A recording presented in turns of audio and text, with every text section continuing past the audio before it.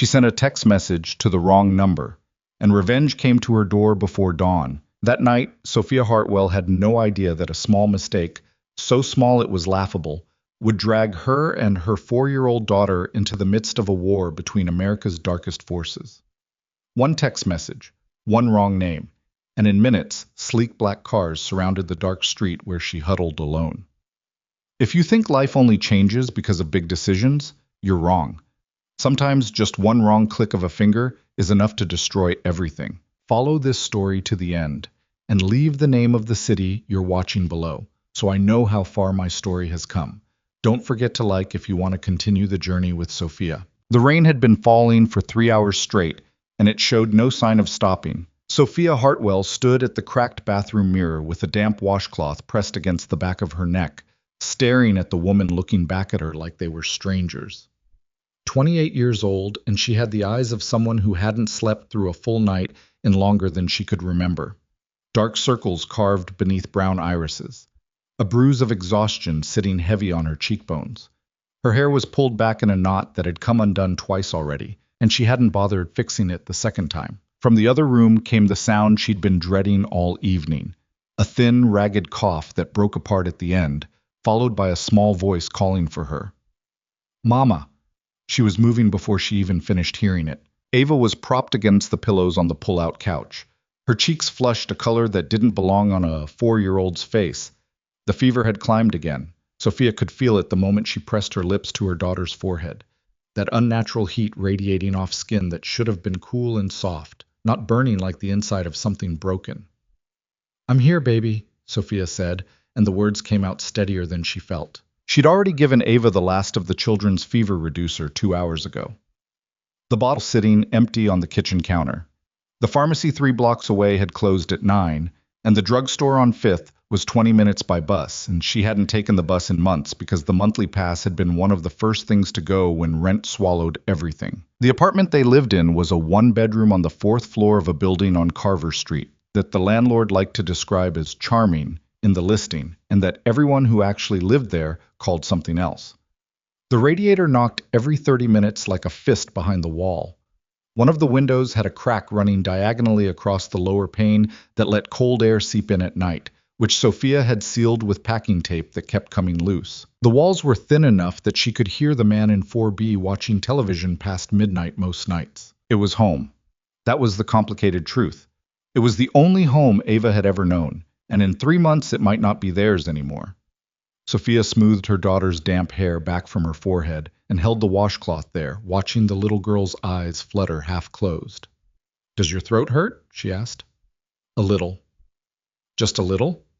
Ava thought about it with the serious concentration that 4-year-olds applied to important questions. "Maybe a medium little." "Okay." Sophia managed something close to a smile. "Medium little I can work with." She stayed there for 20 minutes, rearranging the cloth, checking the thermometer again. 103.1, down 0.2 from the last reading, which meant nothing or meant something, she couldn't tell. And thinking about money with the specific desperation of someone who has run the numbers so many times they're tattooed behind their eyelids. $1,100 in the checking account. 3 months back rent owed to a landlord who had stopped pretending to be patient. The final notice from the utility company pinned to the refrigerator under a magnet shaped like a sunflower that Ava had picked out at a yard sale. Childcare costs that ate half her paycheck from the restaurant, where she worked lunch shifts 4 days a week serving dishes she couldn't afford to order herself. And then there was Ryder Vale, who had been absent for 6 months and change, who answered maybe 1 in 4 texts, who had promised, "I'm working on something, Soph, just give me a little more time." So many times across so many seasons that the words had stopped meaning anything, worn smooth as river stones from overhandling, who owed her back child support that she had stopped calculating because the number made her feel sick. She went back to the kitchen and picked up her phone. She told herself she wasn't going to do this. She'd had this exact argument with herself 3 nights in a row, standing in this exact spot, and she'd won it every time. Tonight she was losing. The message she typed was short. Not begging, she'd made a promise to herself about begging, but close enough to it that the difference felt like splitting hairs. "Ava's sick, running a fever over 103. I'm out of medicine and I'm short on rent again. I need help, not tomorrow, tonight." She scrolled to his name in her contacts. or what she thought was his name. The problem was that 6 weeks ago, Ryder had gotten a new number, told her to update it, sent it in a voice memo she'd listened to while managing a four-top at the restaurant and trying not to drop anything. She'd saved it under his name and moved on, and had never actually called it to verify, because who verifies that kind of thing? Nobody verifies that kind of thing. Her thumb hit send. The message delivered immediately. The little check mark appeared beneath it. She set the phone face down on the counter and went to check on Ava again. She didn't notice, in the low light of the kitchen, that the contact she'd texted wasn't saved under Ryder Vale anymore. The name on the screen was a single letter, a remnant of some contacts migration that had corrupted half her address book 3 months ago and that she'd never fully sorted out. The number she'd just sent her most vulnerable, desperate message to was not her ex-boyfriend's number.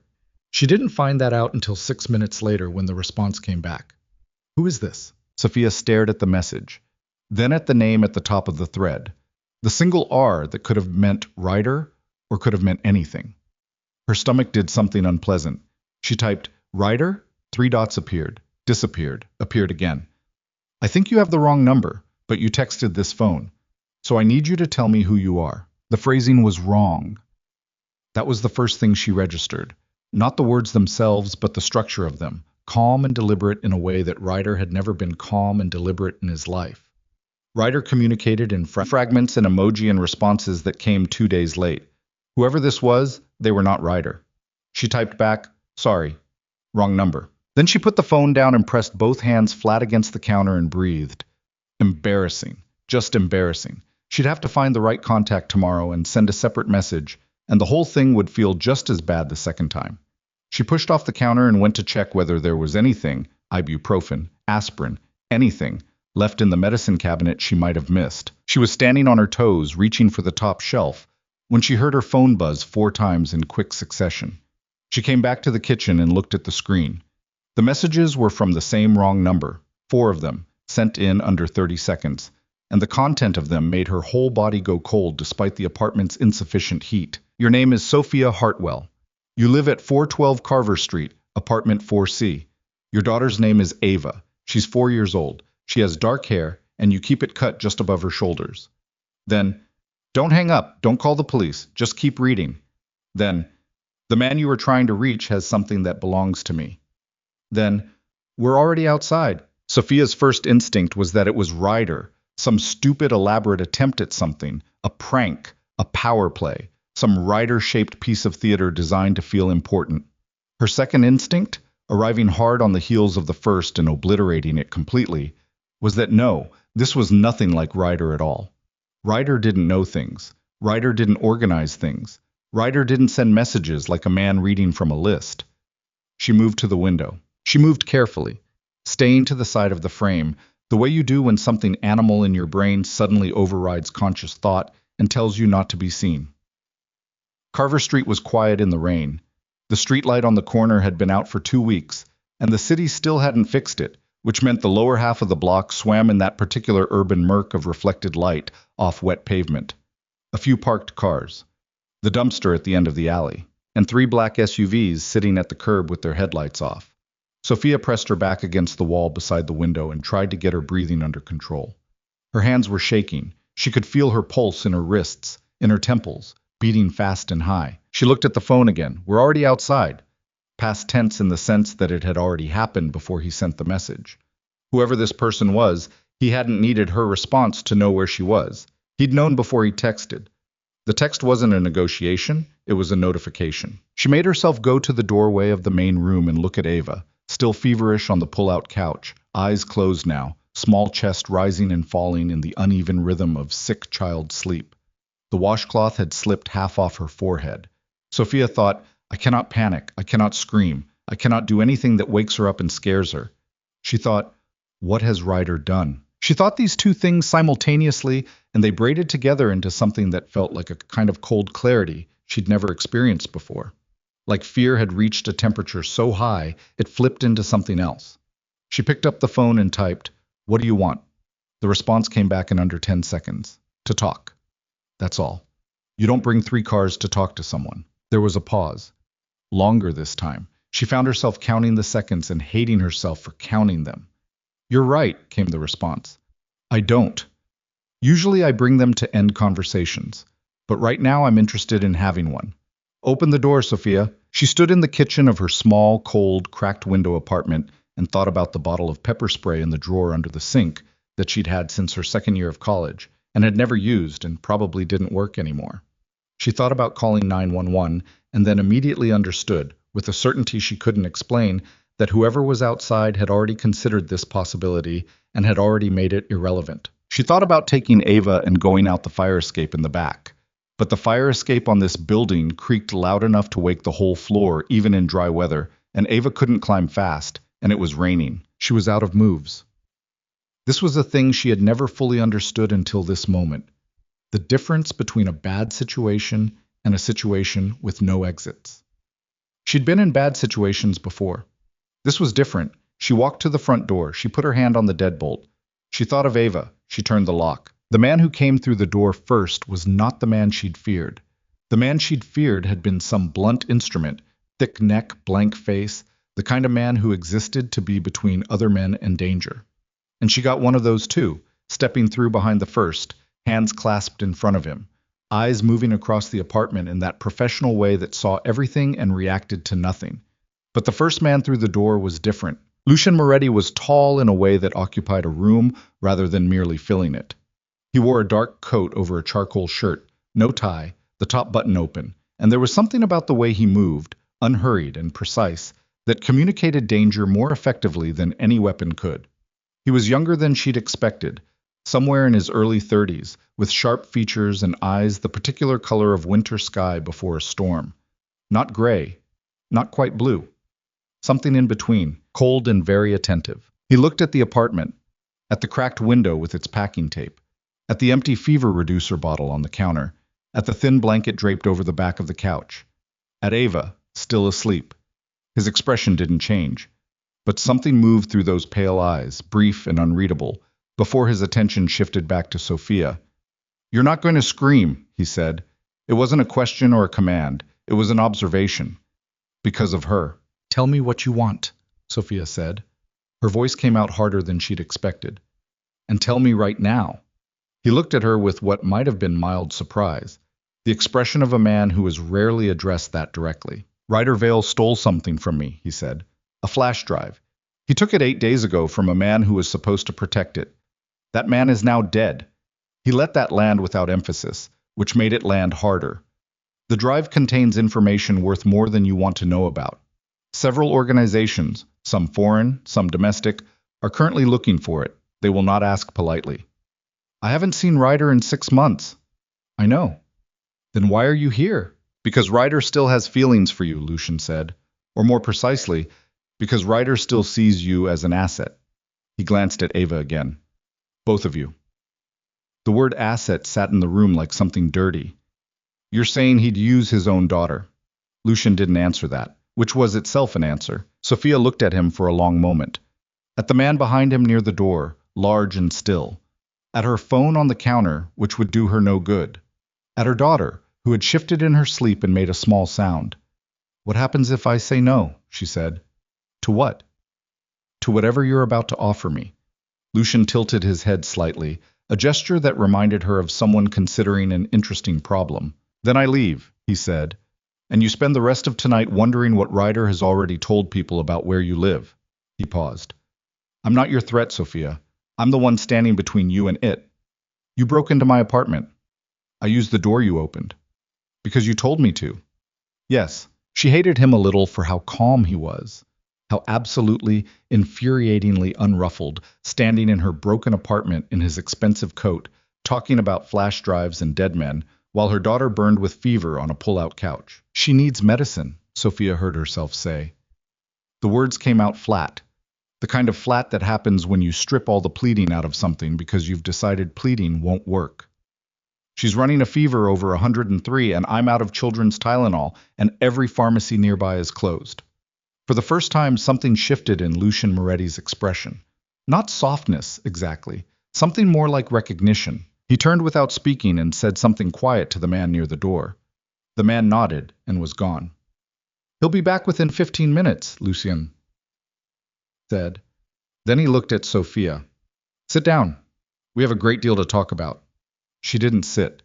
She stood in the middle of her own kitchen with her arms crossed and her jaw set, watching him, cataloging the space between herself and her daughter with a precision she didn't know she was capable of. Outside, the rain intensified.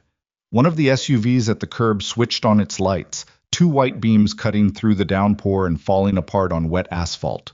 Lucien looked out the cracked window at the street below, and something crossed his face, quick, controlled, gone in an instant, that looked almost like relief, as if he had arrived before something else had.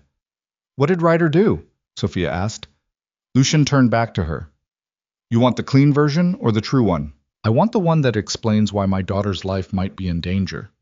He held her gaze for a moment. Then he said, Sit down, Sophia. Again. And this time the way he said it was different. Not a command, but something closer to a warning. The tone of a man who knew what was coming next and was giving her the option to receive it from a chair rather than standing. She sat, and Lucien Moretti began to explain the shape of the thing that Ryder Vale had done. The words came out measured and precise and completely without mercy, and by the time he was halfway through, Sophia understood that the world she'd woken up in that morning was gone. The version where the worst thing happening to her was late rent and an absentee ex and a sick child in a cold apartment. That version had ceased to exist the moment she'd pressed send on the wrong number. What was left in its place was something harder and much more dangerous. When the man returned with children's Tylenol and a sealed bottle of electrolyte fluid, and a small pharmacist's bag with Sophia's name already printed on it, her name, which none of them should have known how to spell. Ava woke up just long enough to take the medicine with Sophia's help, and then settled back against the pillows with one small fist curled under her chin. Sophia watched her daughter sleep. Then she turned back to the man sitting across from her in the dim light of her inadequate kitchen. This man with his cold eyes and his expensive coat, and his army of quiet soldiers waiting 3 floors below, and she asked the question she'd been building toward since the moment she opened the door. What do you need from me? Lucien looked at her.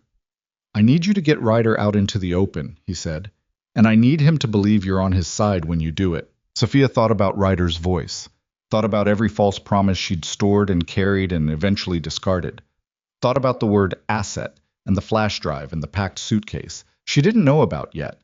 She didn't know about that yet. That detail was still coming, still waiting for her like a blow. And thought about Ava sleeping in the next room with medicine in her system, and people outside the building who were there, Lucien had said, because she and her daughter needed to be protected. She thought about all of it. Okay, she said. It was the simplest word she'd spoken all night, and it was the one that cost the most. Outside, the rain kept falling, and somewhere in the city, Ryder Vale was running. And he had no idea yet that the thing he thought was his safety net had just decided to become the trap. The medicine worked by morning. Sophia knew this because she woke up slumped sideways in the kitchen chair with a crick in her neck, and the sound of Ava singing something tuneless and cheerful in the next room. Not the weak, scratchy sound of a sick child trying to feel normal. Actually singing. The fever had broken somewhere around 3 in the morning. Sophia had checked the thermometer 4 times in the space of 2 hours before finally letting herself believe it. And now her daughter was sitting cross-legged on the pull-out couch in the gray early light, arranging a collection of mismatched toy animals into what appeared to be a very specific social hierarchy. Normal. Completely, heartbreakingly normal. Sophia pressed her fingers against her eyes and breathed through the relief until it stopped feeling like it might crack something open in her chest. Then she became aware of the man sitting at her kitchen table. Not Lucien. One of his, though. The younger one she'd clocked near the door last night, dark-haired and broad-shouldered with the kind of stillness that came from professional training rather than natural temperament. He had a paper coffee cup in front of him that was still steaming, which meant he'd been outside recently, and a phone face down beside it that he wasn't looking at. He was looking at her. There's coffee, he said, and tilted his chin toward the counter where a second cup sat. I didn't invite you to stay, Sophia said. No, you didn't. He didn't elaborate and didn't apologize, and she understood that this was how it was going to be. Men in her apartment, coffee she hadn't made, decisions that had already been made for her. She got up stiffly, crossed to the counter, and picked up the coffee because she needed it, and refusing it on principle would only hurt her. Where is he? She said. Mr. Moretti will be here by 9. She looked at the clock on the microwave. 7:22. She had 98 minutes that were apparently hers, bracketed on both sides by things she didn't control. She used them to shower, to feed Ava, a bowl of cereal with the last of the milk, to change into clean clothes, and stand at the cracked window looking at the street below where two of the three SUVs remained at the curb. The third was gone. She thought about what that meant and then stopped thinking about it because the thinking wasn't productive. Ava, who had absorbed the presence of the large, quiet man at the kitchen table with the equanimity that very young children sometimes display toward things that haven't yet taught them to be afraid, looked up from her cereal and said, "Who's that man, Mama?" "A friend," Sophia said, because it was the simplest lie and the most protective one. Ava looked at him with the direct, unfiltered assessment of the very young. "He has a sad face," she said. The man blinked. Something moved across his expression that didn't fit the rest of him. "Yeah," he said. "I do." Ava seemed satisfied with this and returned to her cereal. Lucien arrived at 9:04. He came alone this time, which surprised her. No escort through the door, no second body positioning itself between her and any hypothetical exit. Just him, in a different coat from last night, dark gray instead of black, and the same quality of absolute composure that she was already starting to understand was not performance, but infrastructure. It was the foundation the rest of him was built on. He looked at Ava first. Sophia noticed this, that his eyes went to the child before they went to her, cataloging, assessing, arriving at some conclusion she wasn't privy to. Then he looked at Sophia. "She's better," he said. "Yes." "Good." He said it simply, without the elaborate warmth that people sometimes performed around children to signal their own humanity. It was just a word, meaning what it meant. He sat down across from her at the table. The young guard had withdrawn to somewhere near the door, and he put a manila folder on the table between them, and he didn't open it immediately. He looked at her first. "How much did you sleep?" he said. "Enough? You look like you slept 2 hours in a chair." "4 hours in a chair," she said. "And I'm fine." The corner of his mouth moved. Not a smile exactly, but something adjacent to one, brief and controlled.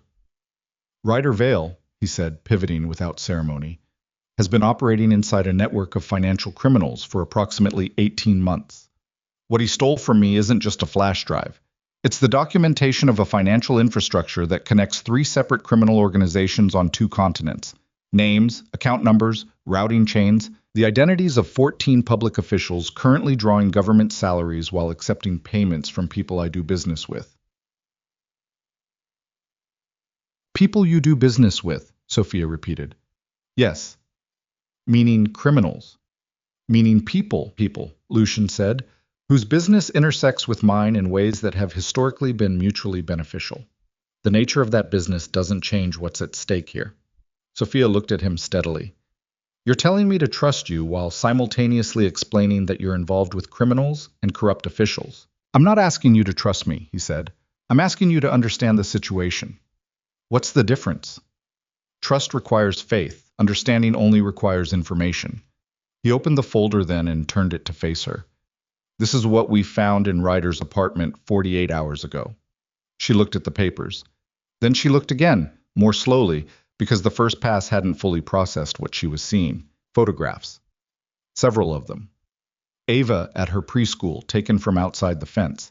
The angle was specific enough that whoever took them had been crouching, keeping low, staying out of sight of the teachers. Ava in her yellow jacket, the one with the hood shaped like a duck's bill that had been Ava's obsession for 2 winters. Ava at the playground on Mercer Street, halfway up the climbing structure, laughing at something out of frame. Someone had been watching her daughter for weeks. Beneath the photographs were printed pages, a school calendar, and on it, handwritten in ink. Sophia, recognized as Ryder's compressed, leftward tilting scrawl, were notations beside certain dates. Drop-off. 8:15. Side gate unlocked Tuesdays. Sub-teacher Fridays. Sophia's hands were flat on the table. She was aware of them, how still they were, because the alternative to stillness was something she didn't want to release in front of this man. "He was building a file on his own kid," she said. Lucien didn't soften it. "Yes." "For what? To use as what exactly? A bargaining chip? Some kind of insurance?" "There are 2 schools of thought on that," Lucien said. His voice remained even, and she hated him for it, even as she understood it was the right register for this room. One is that he was compiling this as leverage against you, ensuring your cooperation if he needed you to vouch for him, shelter him, give him access to resources. The other is that he intended to use Ava's physical presence as a direct negotiating tool with third parties. Third parties meaning the people chasing him. Yes, he was going to trade his daughter for protection. That is one possibility. Sophia breathed, in through her nose, out through her mouth, very slowly. She was aware of Ava in the next room, still arranging animals, still narrating their interactions in a quiet, ongoing commentary. She kept her focus on that sound. I need a minute, she said. Lucien said nothing. He didn't get up, didn't look away, didn't perform any gesture of manufactured sensitivity. He simply sat there and let the minute exist. She found, in a strange way she couldn't explain, that this was exactly the right thing to do. After approximately that minute, she said, "What do you need from me?" "I already told you last night." "Tell me again, specifically." Lucien leaned back slightly in the chair, elbows on the armrests, and looked at her with those pale, attentive eyes. "Ryder will not respond to me. He knows who I am, knows what I want, and every communication we initiate sends him further underground. He also knows, or believes, that I will use violence as a first resort. That belief keeps him running. But he'd respond to me." "He's been trying to reach you for 3 weeks," Lucien said. "My people intercepted 4 attempts. He's not done with you. Whether that's sentiment or strategy is impossible to know, probably some of both, but the vector exists." "Vector," she said. "Is that what I am?" "That's the operational term." "And what's the human term?" He held her gaze. Something moved in his expression that she couldn't categorize. Not discomfort exactly, not guilt, but something in that neighborhood. "Someone he still believes will hear him out," Lucien said. "Someone he hasn't finished using." The bluntness of it landed hard, but she'd asked for the human term and she'd gotten it. "What do I tell him?" she asked. "The truth," Lucien said, "or enough of it. That Ava was sick, that you're scared, that you need to see him." He paused. "He will want to see Ava. Do not offer that. Keep her as the reason without making her available. If he believes she's accessible, he starts calculating. You know him pretty well for someone who's never met him." "I know men like him very well," Lucien said flatly. Something in his tone suggested that this knowledge had been acquired at significant cost, and that whatever that cost had been, it had not been fully reconciled. She filed that away.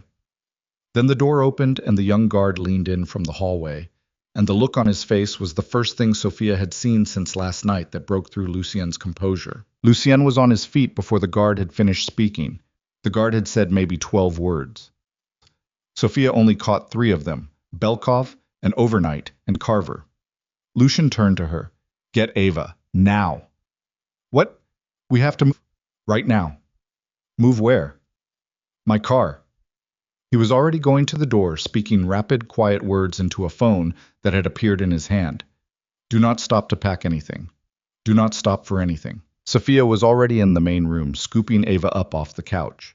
Ava made a sound of protest about the animals, but wrapped her legs around Sophia's waist by reflex. Sophia grabbed the small bag she kept packed for daycare, diapers she no longer needed, a change of clothes, Ava's worn cloth rabbit, because it was within arm's reach and because some part of her had been operating on emergency instincts since last night. She followed Lucien into the hallway. The building felt different. She couldn't identify why immediately, and then she could. It was too quiet. This building was never this quiet during the day. There were always sounds, televisions, the man upstairs who worked from home, kids before school. The absence of all of it pressed against her ears like pressure changes before a storm. They went down 2 flights at a controlled jog, Ava's face buried against Sophia's shoulder, and came out the building's side exit into the alley. The 3rd SUV was there, engine running, in the narrow space between Sophia's building and the next. 2 men in the front. Lucien opened the rear door and looked at Sophia with an expression that held no ambiguity. She got in. She got in and she pulled Ava into her lap, and she felt the door close behind them, and the vehicle begin moving before she'd even pulled the seatbelt across. And she looked out the tinted rear window at her building, shrinking behind them, and thought, I live there. My things are there. Every piece of proof that Sophia Hartwell exists in this city is in that apartment. She turned to Lucien, who was in the front passenger seat now, facing forward. What's Belkov? She said. A pause, the kind that meant he was deciding what to tell her. A name, he said. That's not an answer. Mikhail Belkov runs the eastern U.S. operations of a Russian organization that has a significant interest in recovering what Ryder stole. He kept his eyes on the street ahead. We picked up surveillance equipment in your building's basement this morning. Installed within the past 12 hours. Hardwired, not wireless. Professional grade. Aid. They were listening to my apartment. They were listening to your building, but yes, primarily your apartment. Sophia sat with Ava in her lap in the back of an armored vehicle while her city moved past the windows and tried to locate something inside herself that was not pure animal fear. She found it eventually, the way you find footing in dark water. Not because the ground appears, but because you keep moving your feet until something is there. How long? She said. How long what? How long until they move on her? She said her, not us.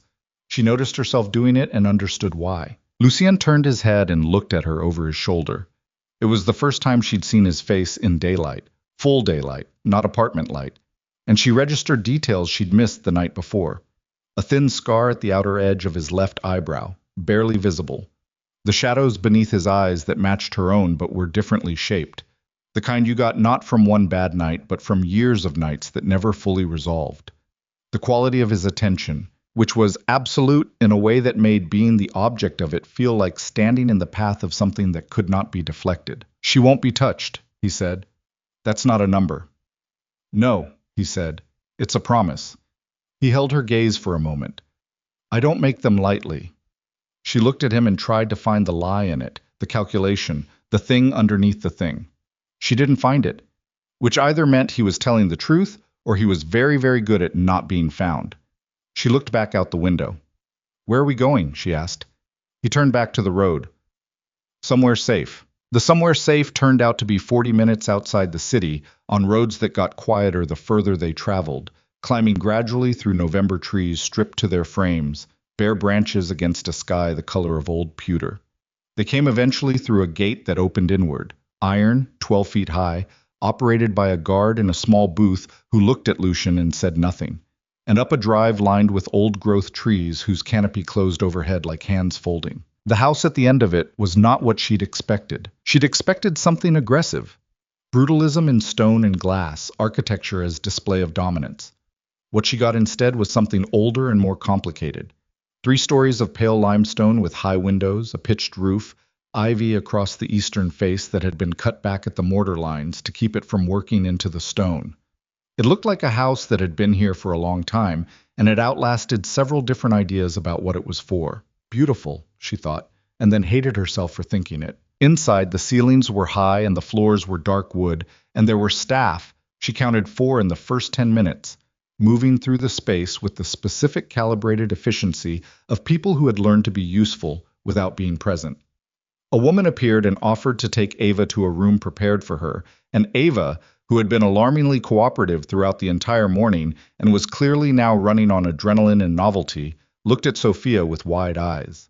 Can I see the fish? Ava said. Sophia looked at her. What fish? He has fish, Ava said with total confidence, pointing at Lucien. Lucien, who was standing behind Sophia removing his coat, looked at Ava. Then he said to the woman, Take her to the garden. The woman nodded. Ava, after a look at Sophia that asked permission and received it in a nod, went. Sophia watched her daughter walk away down a hallway and turned back to Lucien. She's going to be fine, he said. Stop saying things like they're verdicts, Sophia said. He looked at her. Would you prefer I frame everything as uncertain? I'd prefer you stop talking to me like I'm a situation to be managed. Something shifted in the room. It wasn't dramatic. No raised voice, no visible reaction, just a subtle reorganization of the air between them. Lucien looked at her for a long moment. Fair, he said. She blinked. The word was so simple and so undefended that she didn't know what to do with it. He turned and walked toward the far end of the entry hall. After a moment she followed, because there was nothing else to do, and because standing still felt worse than moving. He took her to a room that functioned as something between an office and a security command center. 2 desks, multiple screens, maps with marked locations, printed photographs pinned to a corkboard along one wall. 2 men were already in the room when they entered. They looked at Lucien and one of them said, 40 minutes ago, Ryder Vale's car was picked up on a traffic camera in the warehouse district near Port Callaway. Moving or stopped? Moving, heading south. He abandoned a phone at the location, but it was clean, no data. Lucien went to the corkboard and looked at it. He's burning his trail, he's getting scared. Or he's getting ready to run, said the other man. If he was ready to run, he'd have gone 2 weeks ago. Lucien's finger tracked something on the map. He's looking for leverage, something to trade. He turned to look at Sophia, who had stayed near the doorway. He'll contact you within 24 hours, he said. Probably less. You don't know that. He knows about Belkov. Maybe not the name, but he knows someone else is hunting the drive. He knows the window is closing. Lucien crossed to the desk and picked up an encrypted phone that looked like something government issued. When he contacts you, I need you on this. She looked at the phone. You'll be listening. Yes. To everything. Yes. She looked at him. And after I help you get him, you said, new identities. A house outside the country. Accounts that can't be traced. Ava's care for as long as she needs anything. He said it evenly, like someone reciting the terms of a contract they'd already drafted. Complete separation from everything that happened here. Your name ceases to appear in any record connected to this. And Ryder, that's not your concern. He's Ava's father. He forfeited that, Lucien said. Not cruel, not heated, just certain. Sophia looked away. Through the window she could see the garden below. Stone paths between late-season plantings, a fountain that was still running despite the cold, and Ava crouching at the edge of a pond with her nose approximately 2 inches from the water's surface, transfixed by whatever was moving beneath it. The woman stood a few feet back, watchful. Ava looked up and said something, apparently to a fish, and her face when she said it was lit with the particular uncomplicated delight of a child who has found something beautiful and has not yet learned to be suspicious of it. Sophia's chest hurt. She turned back to Lucien. If I do this, she said, you keep him away from her, forever. Whatever that takes, that's my condition. Lucien looked at her, and there was something in his expression she hadn't seen there before. Not calculation, not appraisal. Something she couldn't name yet, something that had to do with how she'd said whatever that takes without flinching. That, he said quietly, is already what I intend. Sophia took the phone. She held it and looked at it and thought about calling Ryder's voice, hearing what he'd made of himself since she'd last been close enough to understand it. She thought about what she would say. How much of it would be true? How much of it would be her? How much a person could perform something they used to feel without becoming a performance themselves? She was still thinking about this when her phone, her own phone, the cracked screen one she'd had for 2 years, the number Ryder actually had, buzzed in her jacket pocket. She pulled it out. Unknown number. But the area code was local, and it was 11:47 in the morning on a Tuesday, which was a time she knew from years of pattern. The hour Ryder was most likely to surface, because he was always somewhere he shouldn't be by noon. She looked at Lucien. He was already watching her. She answered, Soph! His voice came through the speaker, compressed and slightly breathless and unmistakable. Ryder Vale, doing the voice he did when he needed something, which was a particular register of vulnerable manufactured specifically to move her. She had responded to it for 4 years before she'd learned to hear it for what it was. Soph, listen, I know it's been a while, I know, but I need you to hear me out, okay? I'm in trouble, real trouble, and I think they might already be watching you. She closed her eyes for half a second, then she opened them. Hi, Ryder, she said, and her voice came out completely steady. She was aware of Lucien across the room, motionless, listening. I've been trying to reach you, Ryder said. Did you get my messages? There were a couple through. I got them, she said. Okay, good, because Ava was sick, she said. Fever over 103. I was out of medicine and I couldn't reach you. A pause.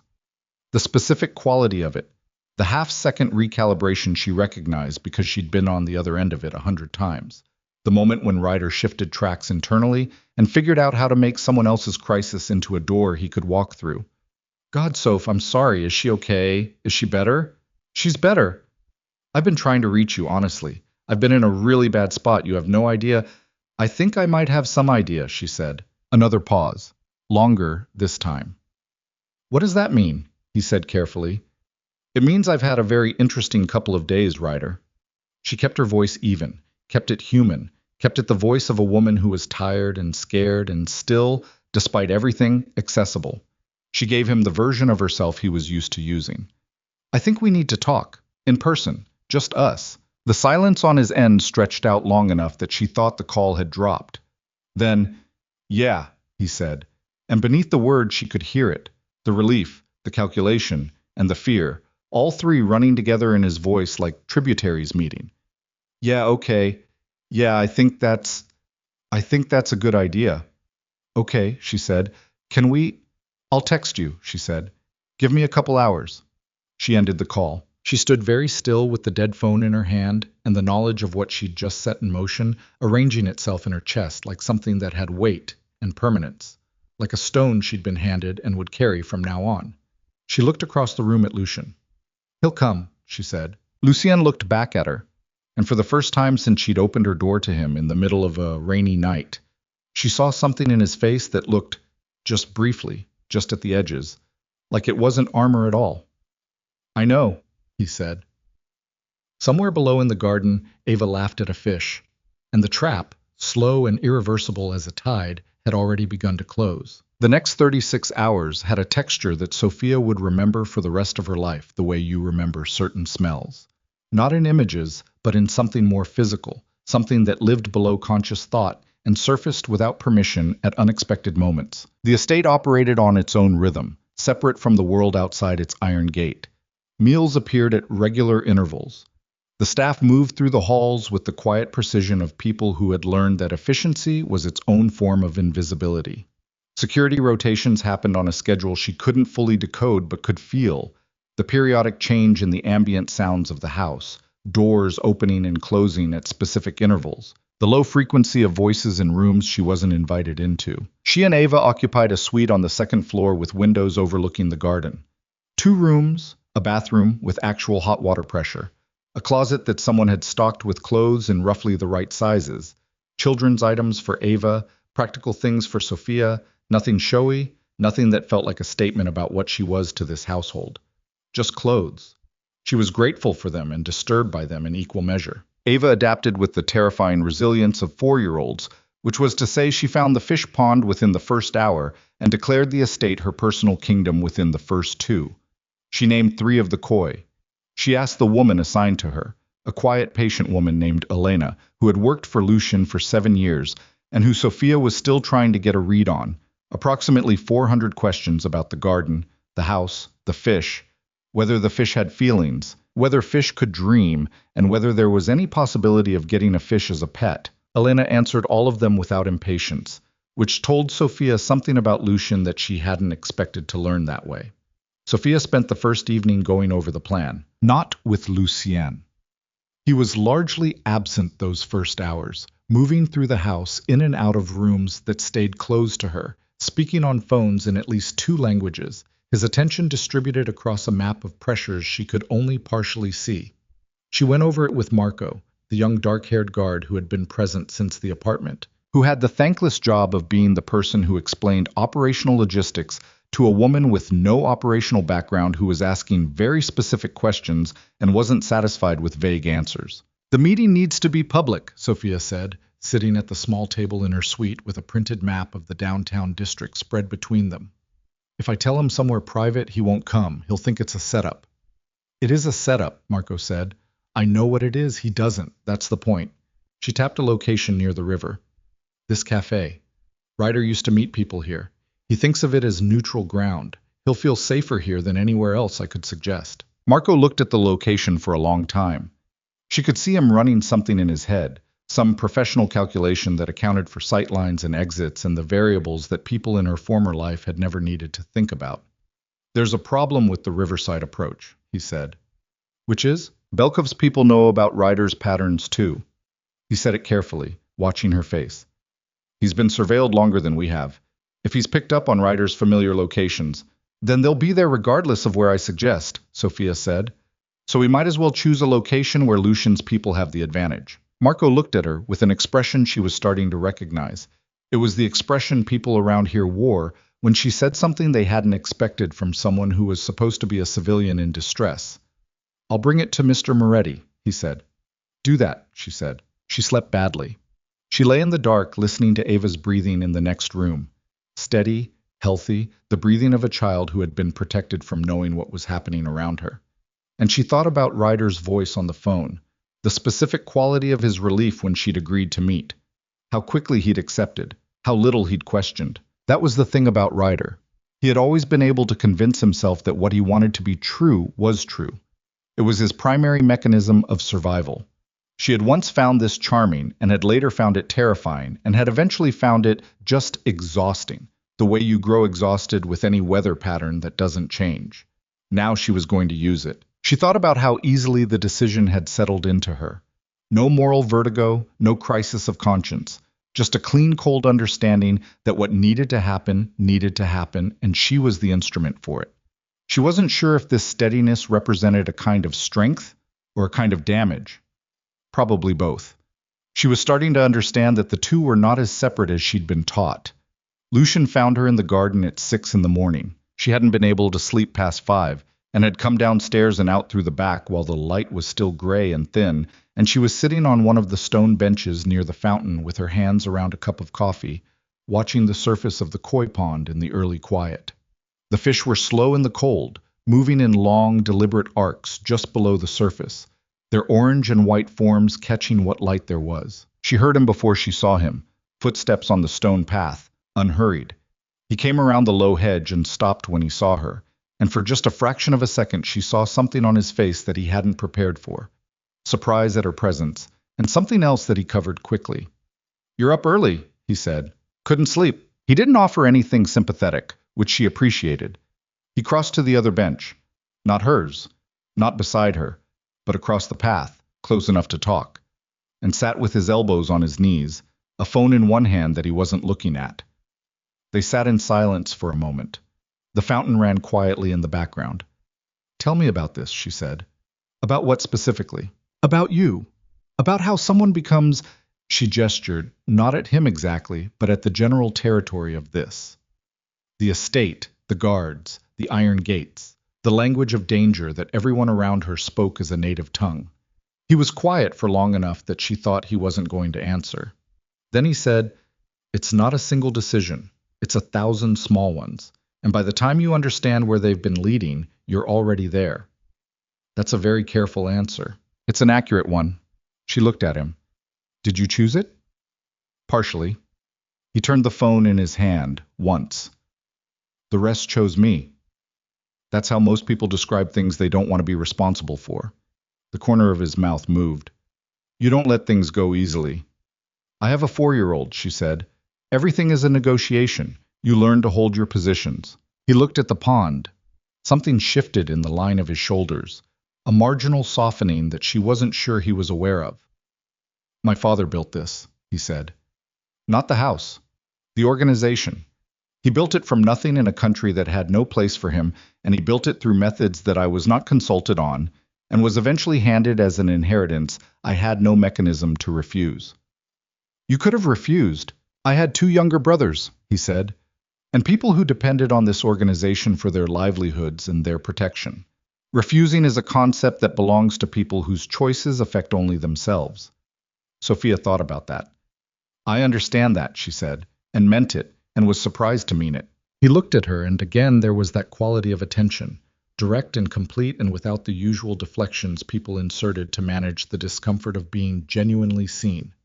"The meeting is set for tomorrow," he said. "We'll run a full location sweep of the cafe this afternoon. Belkov's people have been quiet for the last 18 hours, which means they're repositioning, not retreating.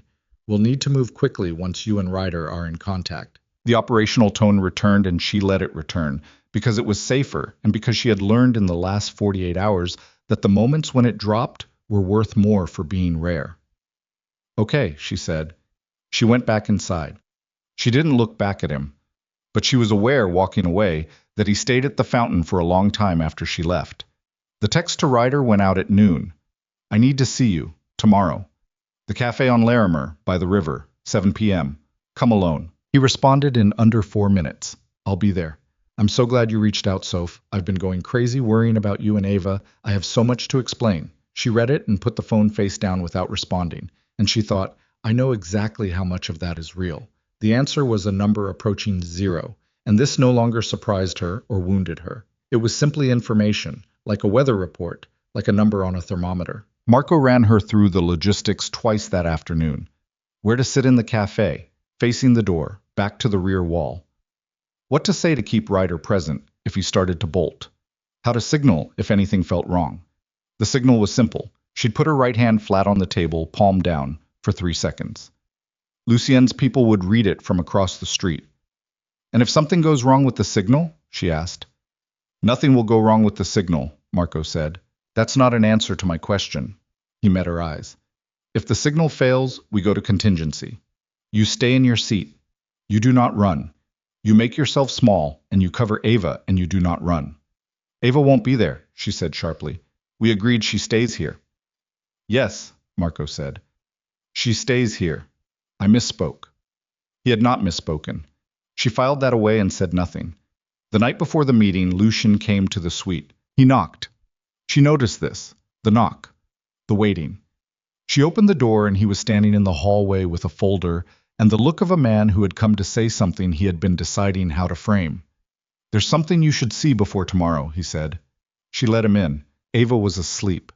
Elena had bathed her and read to her, and Ava had gone under quickly, exhausted from another day of aggressive garden exploration, both arms flung wide in the uninhibited sleep of children who have not yet learned to make themselves small at night. Sophia and Lucien stood at the suite's small table with the folder open between them and the lamp pulled close, speaking in the low voices of people operating around a sleeping child. The folder was thicker than the one from before. The first pages were surveillance photographs. Ryder, taken over a period of weeks. Ryder in a parking garage, Ryder at a bus station, Ryder at a payphone that was apparently the last of its kind in the warehouse district. Ryder looked terrible. She registered this without feeling very much about it. The weight loss, the beard grown out unintentionally, the specific way his body was carrying itself that meant he hadn't slept properly in a long time. Then she turned to the next section. The photographs here were different. They were older, 6 months, based on the date stamp in the corner of each one. Sophia recognized the location immediately. The playground on Mercer Street, the one 3 blocks from her apartment, the one she took Ava to on Saturday mornings when the weather was right. The one with the climbing structure that Ava had been obsessed with for almost a year.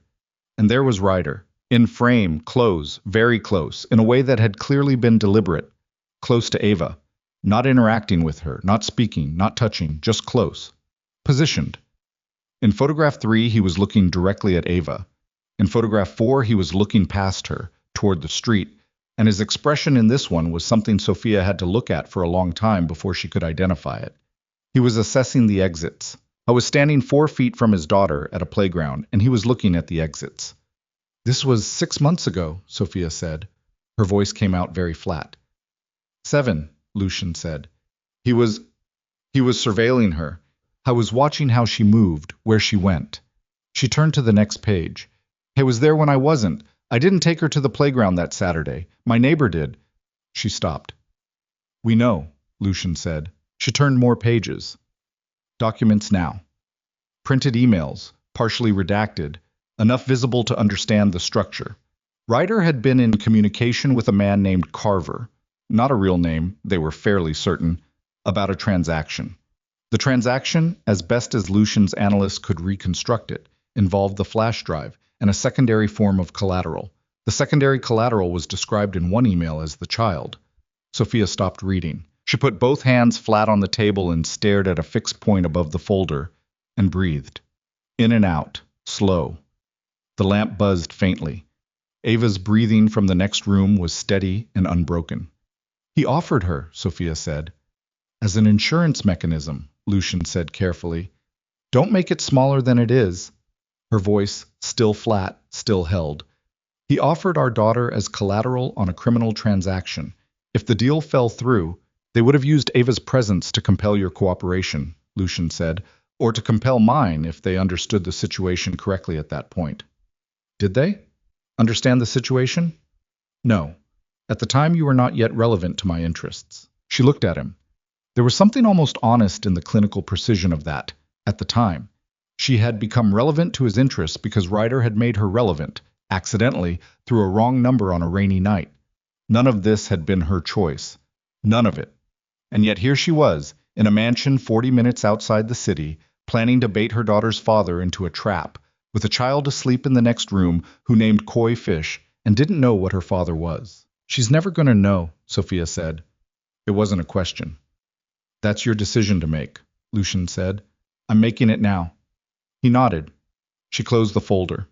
She didn't push it away, didn't throw it, didn't do any of the things that some part of her was registering as available options.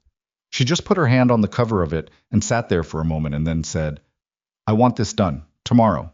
I want it finished. It will be, he said.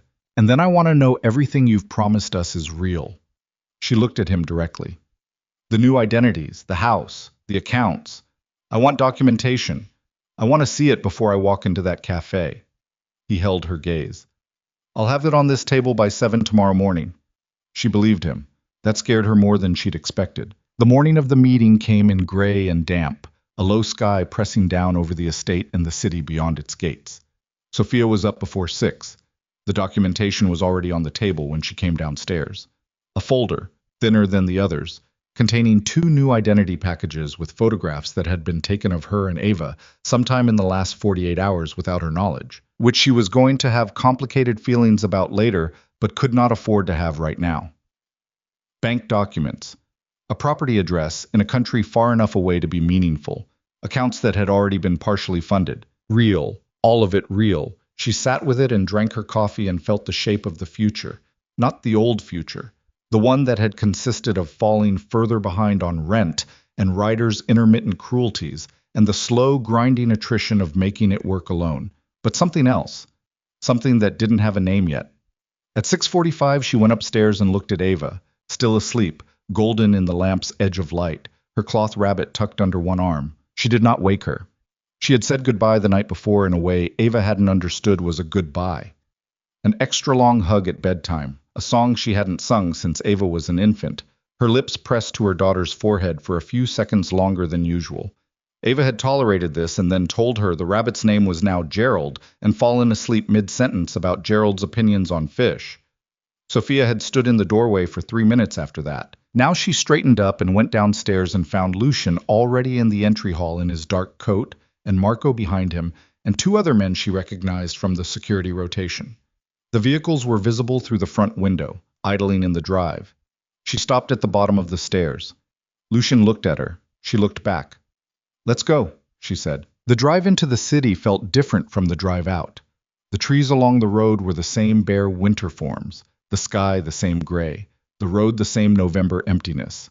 But the direction of travel had changed, and with it something in the quality of the air inside the vehicle, denser, directed, charged with the specific frequency of people moving toward something rather than away. Sophia sat in the back and did not speak, and watched the city reappear through the windshield as they descended toward it. First the outer neighborhoods, flat and residential, then the denser middle districts, and finally downtown emerging in its layered complexity, glass and steel and old stone. The river somewhere ahead catching what gray light the sky allowed. The cafe on Larimer came into view at 6:10. They parked 2 blocks away. Marco walked her to within a block and stopped. From here you go alone, he said. We'll be in position. You won't see us. I know, she said. He'll be nervous. Let him talk first. Give him space to make his case. The longer he talks, the more time we have to... I know how this works, she said. She did. She'd been over it enough times. She adjusted the collar of her jacket, one of the estates, dark blue, warm, and looked up the street toward the cafe's lit windows, yellow warm against the gray evening. Sophia. Marco's voice behind her. She turned. He looked at her for a moment with an expression that was not quite professional and not quite personal, but something in between. The face of a man who had done this many times and had learned not to feel it and was, apparently, having an exception. You're doing the right thing, he said. She didn't answer that. She turned back toward the cafe and walked. The interior was warm after the cold air outside, smelling of coffee and something baked, low lighting, the mid-evening crowd thickening toward the back where the bar was. She found the table she'd chosen, foretop against the right wall, facing the door, back protected. And she sat down and ordered a coffee she didn't want and put her hands around it and waited. At 6:58, the door opened and Ryder Vale walked in. It was worse in person than the photographs had prepared her for. The weight loss was more pronounced. His face had an angular, stripped quality that changed the geography of it, made him look older and somehow more exposed, like the padding between him and the world had been consumed by whatever the last 8 months had put him through. His eyes found her immediately, and something happened in them. Relief, raw and unguarded. The look of a man who had been running so long that the sight of a familiar face was physically disabling. And for just a fraction of a second, she hated herself for this, would carry it with her. She felt something. Not love. Not anything near it. Something older and more cellular than love. The residue of having been close to someone, of having slept beside them and shared meals and built a child together. Not warmth exactly. More like the ghost of warmth. The shape of a room where warmth used to live. Then she looked at his hands. The hands that had written those school schedules on that calendar. The residue burned off. "Soph," he said, sitting down across from her, and his voice was doing the thing she'd catalogued on the phone, the practiced vulnerability, the register manufactured to soften her. "I've been so worried about you, about Ava. Is she okay? You said she was better."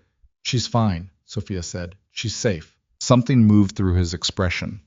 A flicker, brief and involuntary. The word safe had registered differently than he'd expected. "That's," he started. "Ryder." She kept her voice even and low and looked at him directly. "I need you to tell me what you did. All of it. Right now." He looked at her. The constructed vulnerability shifted into something more careful. "Soph, it's complicated. There are people—" "I know about the people," she said. "What?" "I know about the drive. I know about Belkov. I know about the emails with the man named Carver." She watched his face go through several phases of color. "I know about the photographs of Ava at the playground." The color drained entirely. "How?" he said. One word, barely voiced. "It doesn't matter." "No." He pushed back slightly from the table, a fractional retreat, his eyes moving to the door and back. "No, it matters. It matters because if you've been talking to Moretti, if he got to you." His voice was rising, still low, but rising, taking on the edge of someone who could feel the ground going. "Soph, listen to me. Moretti is dangerous in ways you don't understand. Whatever he told you—" "He told me about the flash drive," she said. "He's using you." "He told me you offered Ava as collateral," she said. The sentence hit him like something physical. She watched it happen. The way his face lost its architecture for just a second, all the constructed expressions falling away and leaving something naked and small and terrible underneath. "That's not—" He stopped. Started again. "That was never going to happen. That was just language. That was just negotiating language. Nobody was ever actually going to—" "You wrote her school schedule in your handwriting," Sophia said. "You noted which gate was unlocked on Tuesdays. You noted when the substitute teacher came in on Fridays, so there'd be someone unfamiliar at the door." She watched him. "You were going to hand your daughter to criminals to save your own life." "I was trying to protect all of us," he said, and the conviction in his voice was spectacular, genuinely spectacular. The conviction of a man who had told himself his own story so many times it had become the only story he knew. "The drive was leverage. If I could get Moretti and Belkov's people both chasing it, they'd cancel each other out, and we could—" "Stop," Sophia said. "Soph," I said stop.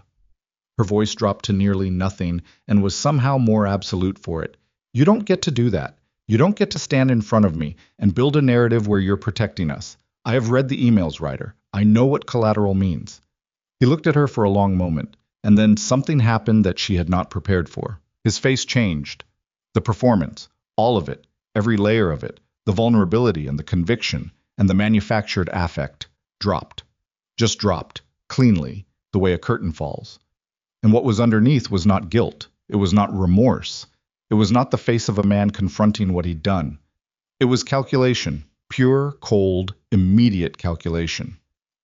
"You're wired," he said quietly. "I'm not. You're wired or you're signaling someone outside." His eyes moved to the window, to the street beyond it, where nothing was visible but the dark and the rain that had started sometime in the last 10 minutes. "Moretti's people are out there." "Ryder, I need you to get up," he said.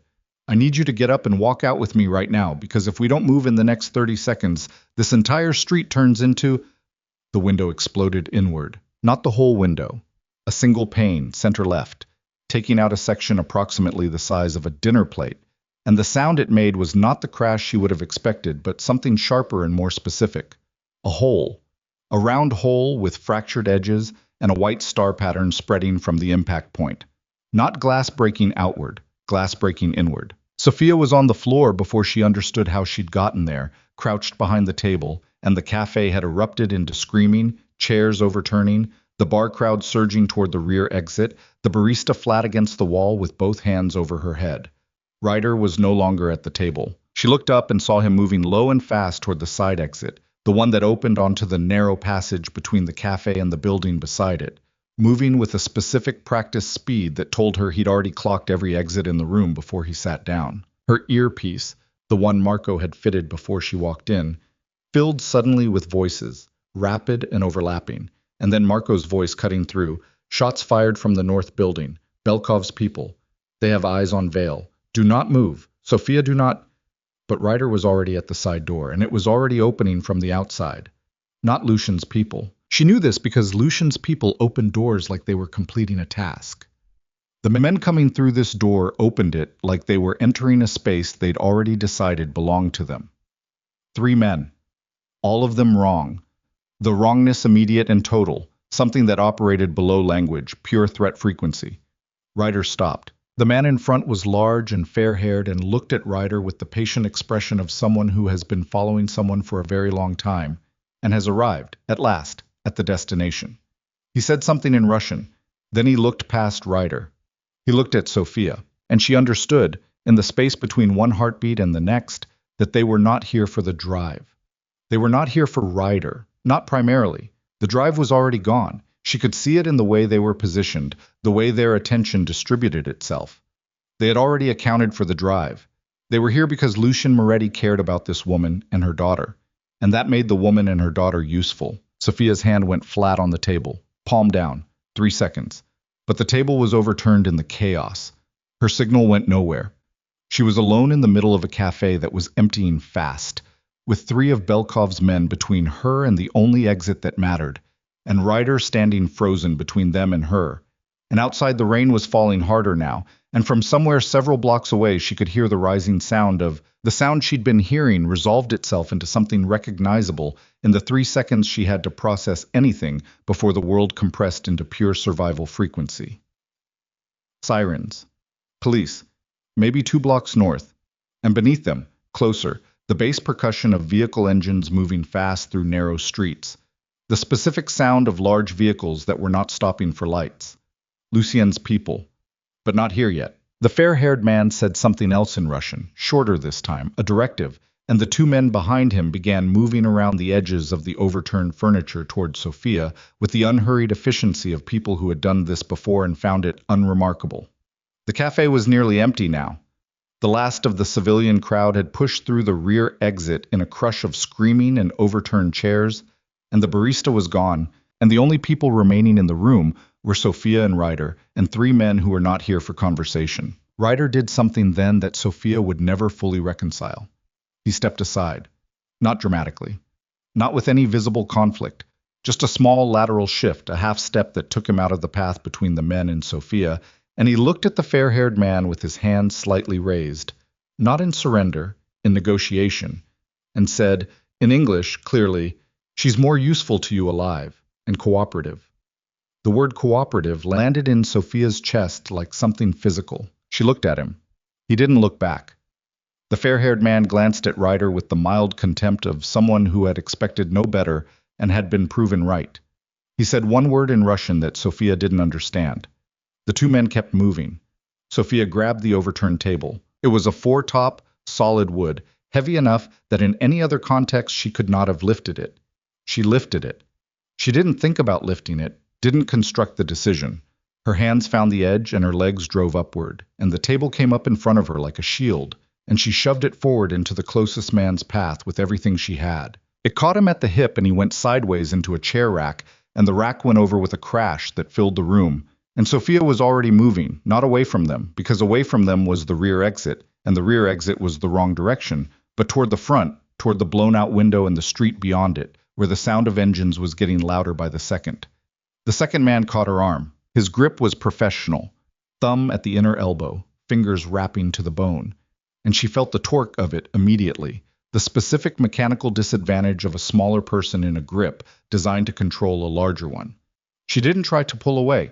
She dropped her weight straight down instead, a sudden complete collapse toward the floor that used gravity, the way Marco had spent 40 seconds explaining to her 2 nights ago on a different floor in a different life. It bought her 2 steps.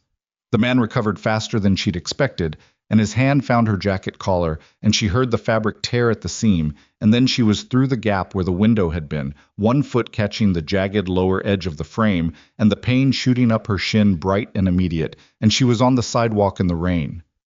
Cold. The cold hit her like a wall after the warmth inside.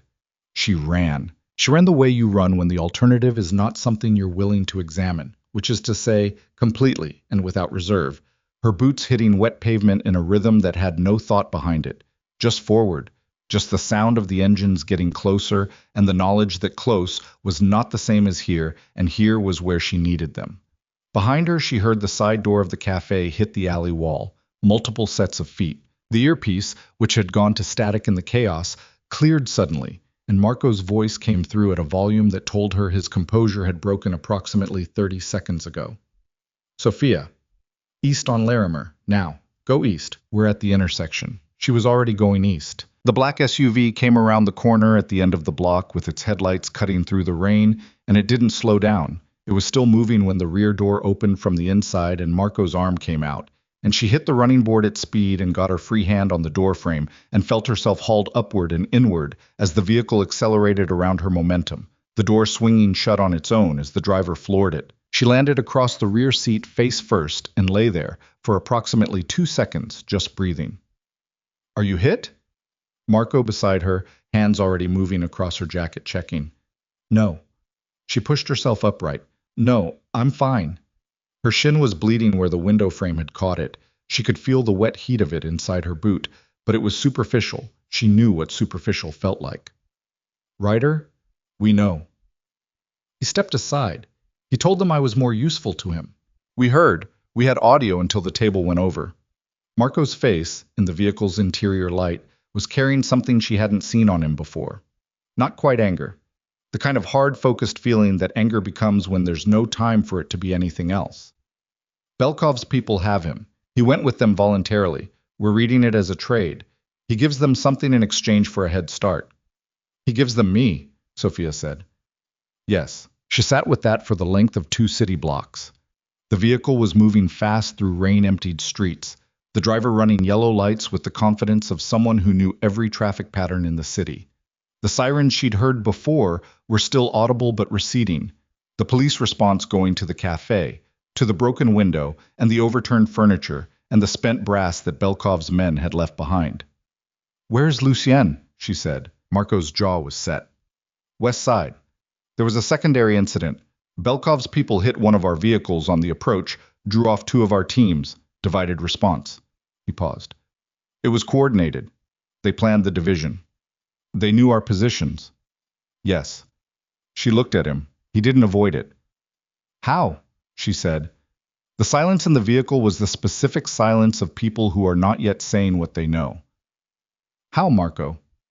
We're working on that, he said. Which meant they knew, and it was bad, and she was not yet cleared to hear it. She stored that fact in the part of her mind where she kept things she'd need to access later and forced her attention forward. Where's Ryder going? She said. Belkov has a facility in the Port District, warehouse on the water, been operating as a logistics front for 8 years. If they take him there, is that where Lucien is going? A beat. Yes. Then that's where we're going, she said. Sophia, that's where we're going, she said again, and the way she said it closed the conversation. Marco looked at her for a moment. Then he leaned forward and said something to the driver. The driver adjusted course at the next intersection. The Port District in November at night was all industrial shadow and the smell of water and diesel, flat-roofed warehouses stretching along the waterfront under security lights that turned everything amber and flat. Rain moved in horizontal sheets off the river, driven by a wind that had no interest in obstacles. The streets here were wide and mostly empty, built for freight movement, and the few vehicles on them were either Lucien's or Belkov's, and the difference was not always immediately apparent. They stopped 2 streets back from the warehouse Marco had identified on his phone. Sophia got out. The cold came off the river like something with intent. and she pulled the torn collar of her jacket closed with one hand and looked at the building ahead. A long, low structure with corrugated metal siding and a single row of high windows, some lit amber, some dark. A loading dock on the east face. A water access door on the riverside. Multiple entry and exit points for a building of that size, which was either an advantage or a problem depending on which side of the door you were on. Marco was beside her. Two others from the vehicle took positions without being told, one covering the approach from the north, one from the south. Lucien's team hits the east dock in 6 minutes, Marco said quietly. We hold here until... The shot came from the warehouse roof. It took out the rear left tire of the SUV behind them with a sound like a small explosion, and everyone moved at once.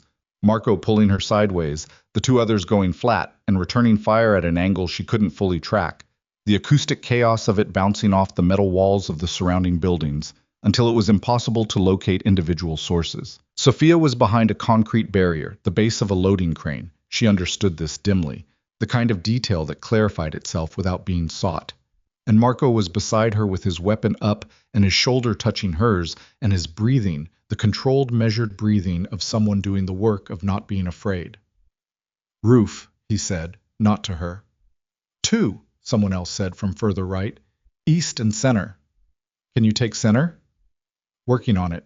The next 30 seconds had no narrative structure. They were pure sensation, the specific acoustic signature of gunfire in an industrial space, the smell of propellant mixing with rain and diesel, the cold of the concrete barrier against her palms where she had both hands pressed flat, the brightness of a muzzle flash through the rain that left a white afterimage on her eyes. Then silence, abrupt and total, the kind that follows action rather than preceding it. Marco lowered his weapon by increments. Clear, said the voice from the right. He looked at Sophia. She looked back. Both of them were breathing hard. You're doing well, he said, and the matter-of-factness of it was somehow more settling than anything deliberately reassuring could have been. I'm terrified, she said. Yeah, he said. That's how you know you're still thinking. They moved to the warehouse east door. Inside was a different world from the rain and the open air, contained, lit differently, the amber security lights of the exterior replaced by overhead fluorescents that buzzed at a frequency she felt behind her eyes, some on and some dead, creating a patchwork of bright and absolute dark across a floor of cracked concrete that went back further than she could see. The smell of river water came up through the floor. The building was old, and it was tired, and it had absorbed a great deal of what had happened inside it over the years. She heard voices somewhere in the dark ahead. Not clearly. The building's acoustics fragmented sound, bounced it off the metal walls and ceiling until it arrived stripped of direction. But voices, two or more people, and beneath them a lower sound, rhythmic and metallic, that took her a moment to identify. Chains on a pipe. Someone moving against a restraint. Marco held up a fist, and they stopped. He listened for approximately 10 seconds in the way that people trained to listen do, reading frequencies that Sophia couldn't separate. Then he moved forward, and she followed because stopping in place was the only option she wouldn't take. They came around a stack of freight pallets and found Ryder. I was seated on the floor with his back against a structural column, both wrists zip-tied to a pipe running vertically beside it, and he was alive. She verified this with a look, the rise and fall of his chest, his eyes finding her immediately with an expression that compressed guilt and relief and appeal into a single sustained look. "Soph," he started. "Don't," she said. She was scanning the space. The men who'd been with him. She counted the position markers, the disturbed dust on the floor, the overturned metal stool, were gone. Not dead. Gone. Which meant they'd been pulled elsewhere, or they'd left voluntarily when whatever secondary plan they'd had went off in another direction. "Where is Belkov?" Marco said, not to Ryder but to the room, to whatever surveillance or backup might be monitoring. "He's not here," Ryder said. "He left. 3 minutes before you got in. Maybe less. There was a radio call and he stopped. Looked at Sophia. Where's Ava?" The way he asked it, the specific intonation of it, not is she okay, but where is she, detonated something in Sophia's chest that she had been keeping very carefully contained since the cafe. "She's safe," Sophia said. "No thanks to you." "Soph, I read the emails, Ryder. All of them." He opened his mouth and she watched him make the decision in real time, whether to defend it, whether to deny it, whether to construct one more version of a story that made him the misunderstood center of his own tragedy. She watched him go through the options and reject them one by one, and what was left when he was finished was something she had never seen on his face before in all the years she'd known him. Nothing. Not guilt, not relief, not calculation. Just the face of someone who had run out of material. I didn't think they'd actually... He started. Stop, she said. She was never... Stop talking, she said. Marco was already working on the zip ties with a knife, efficient and without commentary. He cut Ryder loose, and Ryder rubbed his wrists and stayed on the floor, not because he had to, but because standing apparently required a decision he hadn't made yet. Then the far end of the warehouse opened. Not a door. The entire loading dock shutter, which rolled upward with a grinding metallic sound that swallowed every other noise in the building, and through it came 3 vehicles, headlights filling the interior space with white light that wiped out the fluorescence and rendered everything flat and overexposed. Belkov's vehicles. Not the ones that had been here before. Different plates, different configuration, which meant a second team. And in the middle of the light, already through the dock entrance before the shutters had finished rising, walking toward her with the specific unhurried momentum of someone who had triangulated her position from outside and entered through the most direct line, Lucien. Dark coat, no weapon visible, moving through the chaos of his own operation staging with the composure of a man who existed in this environment the way other men existed in offices. Behind him, 4 of his people spreading into the space in a practiced fan pattern, taking positions at the structural columns. He found her face immediately in the light and held it. And she was aware of this, aware that this was not a rational response to the previous 4 hours. The impulse to close the distance between them. Not because she had confused violence and protection, not because she was mistaking necessity for something else, but because there was a specific kind of exhaustion that went past the physical and into something deeper. And in that exhaustion, the sight of someone who had said she won't be touched and had meant it was, she stopped the thought. Lucien reached her in 12 steps and looked at her face with an attention that took in the torn collar and the blood on her shin and the state of her breathing in under 2 seconds. You're hurt, he said. Shin. It's nothing. Let me see. It's nothing. She held his gaze. Belkov left. 3 minutes before we got in. Something moved through his expression. Not surprise. The thing that comes after you've already calculated that something went wrong and are now receiving confirmation. He knew we were coming, Lucien said. Yes. She paused. Marco said there was a question of how Belkov knew your positions from the beginning. Lucien's eyes moved to Marco, who was standing 5 feet away with Ryder on the floor beside him. The look that passed between Lucien and Marco lasted less than 2 seconds and communicated something she couldn't read, and that she understood from its brevity was not meant to be read right now. The drive, Lucien said, returning to her. Ryder. Where is it? Sophia looked at Ryder. Ryder looked at Lucien with the expression of a man deciding whether the calculation had changed enough to justify honesty. He gave it to them, Sophia said. Didn't you? A pause. Part of it, Ryder said. Lucien's focus moved to Ryder with a quality that changed the room's temperature. Part of it, Lucien repeated. The drive's partitioned, Ryder said, and there was something in his voice now that she recognized as the last thing Ryder Vale ever deployed when all other resources were exhausted. The truth, offered in the specific way a man offers it when he believes it's his only remaining currency. 16 sectors. I gave Belkov sectors 1 through 5. They're worth something. Some of the political names, some of the account chains, but the core data, the cartel financial architecture, the offshore distribution network, that's sectors 9 through 16. I still have that. Where? Lucien said. That, Ryder said, is what I trade. The word landed in the silence like something dropped on concrete. Lucien looked at him for a long time. Sophia watched Lucien's face during this and saw nothing. No anger, no contempt, no visible reaction of any kind. The complete stillness of him was more frightening than any expression would have been. It was the stillness of someone who had already decided the outcome and was simply allowing time to catch up. What, Lucien said quietly, exactly are you trading for? A walk, Ryder said. Clean exit. New documentation. You have the resources for that. I've seen what you gave Sophia. He glanced at her, brief and complicated. I want the same thing. I walk away from all of this. You get sectors 9 through 16 and whatever you need to bring down the cartel architecture. And Sophia, Lucien said, and the child. They were always going to be fine, Ryder said. You told a man named Carver they were available as collateral. That was, don't, Lucien said. The single word.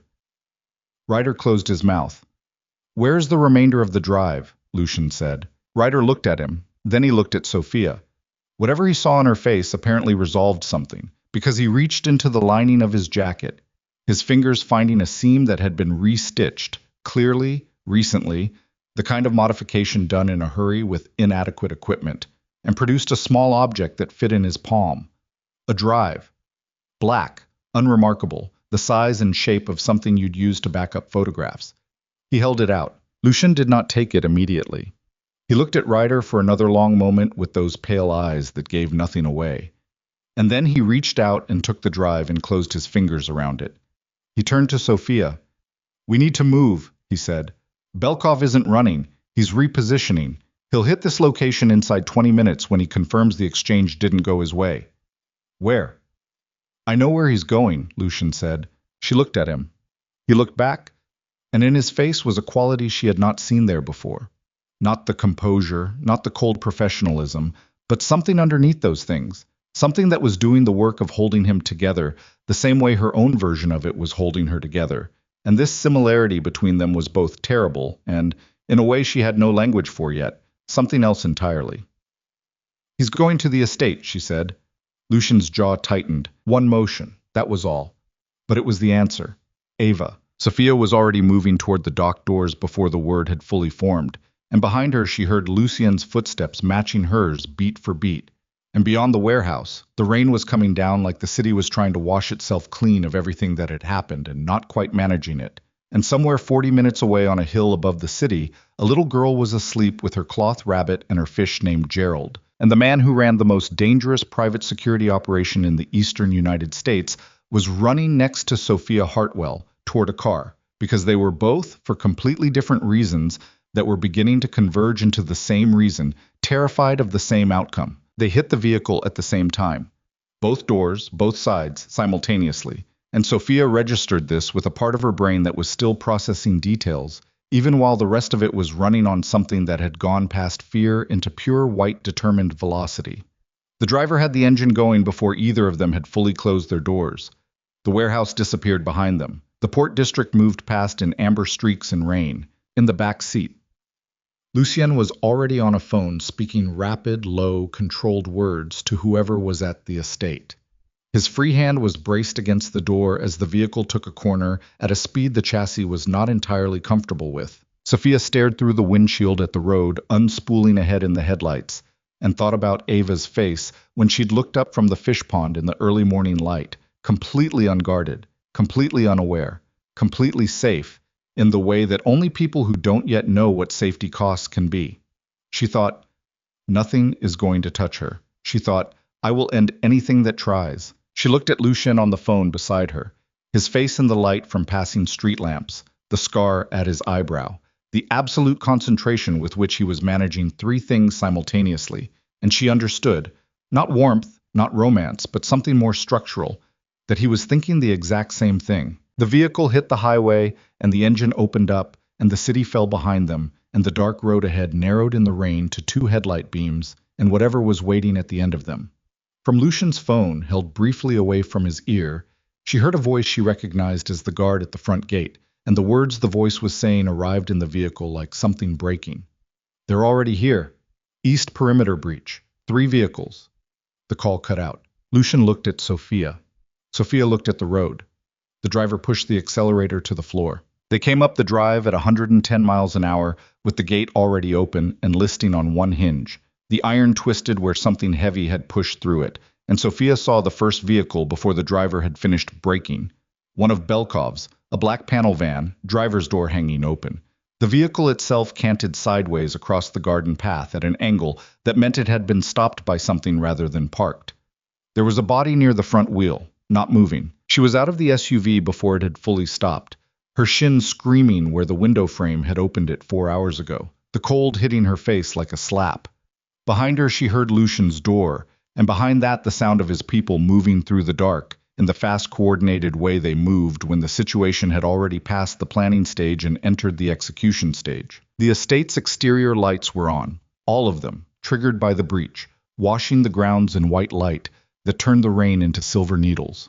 Sophia could see the east wing of the house from where she was, and two of the high windows on the ground floor were dark, where they should have been lit, which meant either the lights were blown or the rooms had been cleared and abandoned. She was running toward the front entrance. Lucien caught her arm. Not hard, a pressure rather than a grip, his hand on her forearm, and she spun to face him with something in her expression that apparently communicated the full scope of what she'd do if he told her to wait in the car. He looked at her for 1 second. Then he let go and fell in beside her. They went in through the front together. The entry hall was wrong immediately. The wrongness was specific. The console table near the staircase had been knocked sideways, a lamp broken on the floor, and there was a smear on the pale stone wall at shoulder height that Sophia processed and filed and did not look at again. One of Lucien's household staff, a man she recognized from meals, middle-aged, quiet, was sitting against the base of the staircase with his hand pressed to his side and his face doing the concentrated internal work of someone managing pain. Alive. Breathing with effort. Lucien went to him and crouched down and said something in a low voice, and the man said something back, gesturing with his free hand toward the upper floor. Lucien straightened up. Elena took Ava to the secondary safe room when the perimeter breach alarm tripped, he said. 3rd floor north wing. It locks from the inside. Sophia was already at the stairs. Belkov's people are still in the building, Lucien said, moving with her. 2 confirmed in the main wing, possibly 1 more. They came for the drive and for you, in that order. The drive is in your pocket, she said. Yes. So they're already behind. Belkov doesn't adjust objectives mid-operation, Lucien said. He completes them and adjusts afterward. He'll still want you. She took the stairs 2 at a time. The 2nd floor was clear. She could feel the emptiness of it. The way you feel the emptiness of rooms when the building is telling you something, some aggregate signal of sound absence and air undisturbed. They moved through it fast and hit the north staircase and went up, and at the top Lucien held up a hand and she stopped and listened. Footsteps.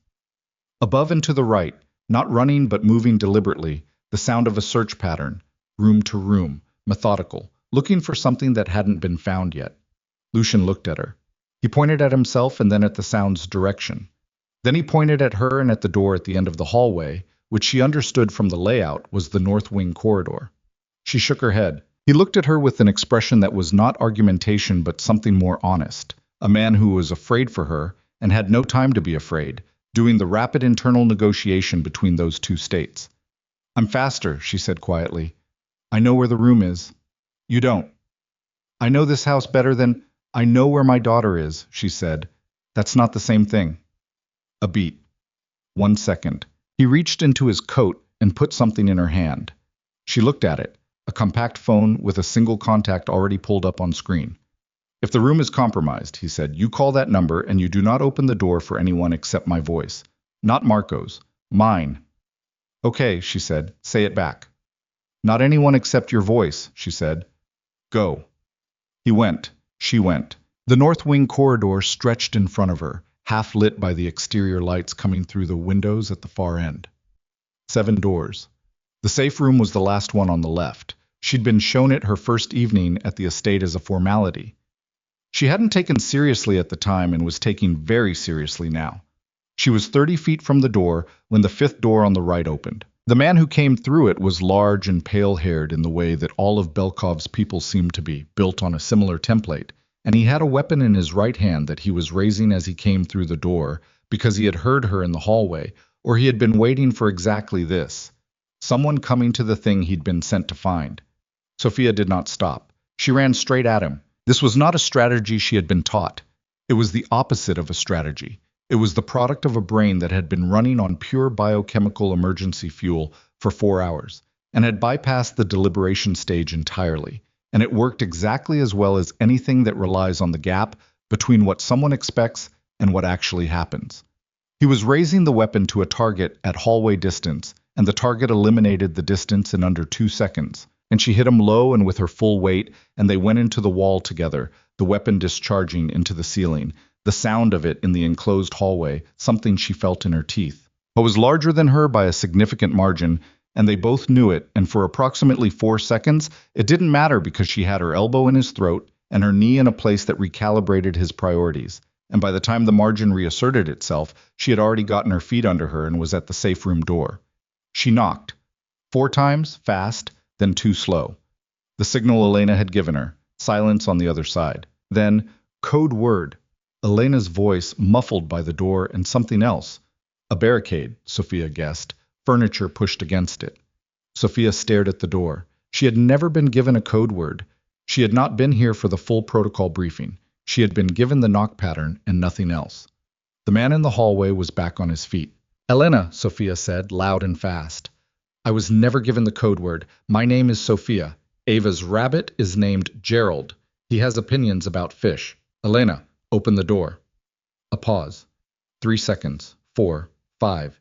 Each one with its own weight. Then the sound of furniture being moved, scraping across stone floor, and the door opened 3 inches on a security chain, and Sophia could see one of Elena's eyes in the gap, and behind her, in the dimness of the safe room, a small figure in pajamas with a cloth rabbit under one arm, standing very still in the way Sophia recognized as Ava's version of being scared.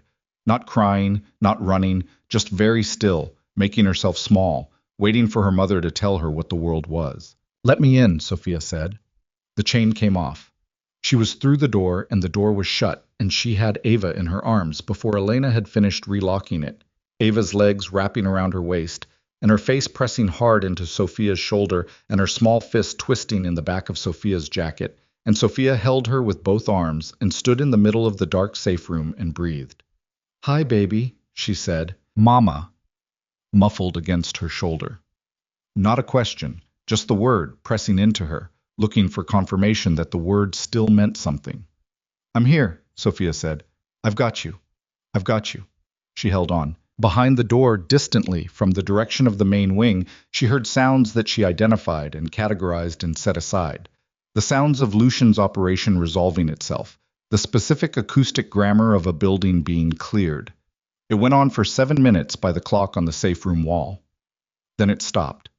Then there was silence.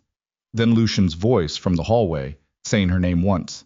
She opened the door. I was standing in the corridor with his coat torn at the left shoulder and a cut above his eye that was bleeding with the persistent low drama of head wounds, and he was looking at her and then at Ava in her arms, and something in his face did what she'd seen it do only a handful of times before.